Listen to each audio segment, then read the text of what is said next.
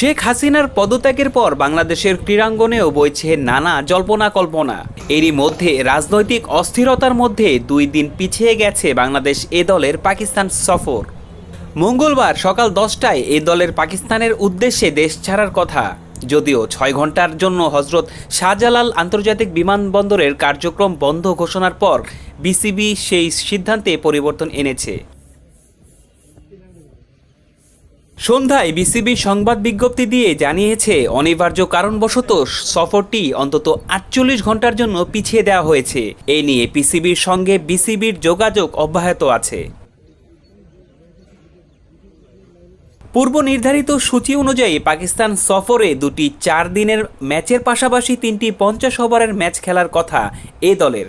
এরপর বাংলাদেশের জাতীয় দলের ক্রিকেটাররা 2 ম্যাচের টেস্ট সিরিজ খেলবেন পাকিস্তানের বিপক্ষে। আগামী 21শে আগস্ট রাওয়ালপিন্ডিতে সিরিজের প্রথম টেস্ট শুরু হবে। 30 আগস্ট করাচিতে শুরু হবে দ্বিতীয় ও শেষ টেস্ট।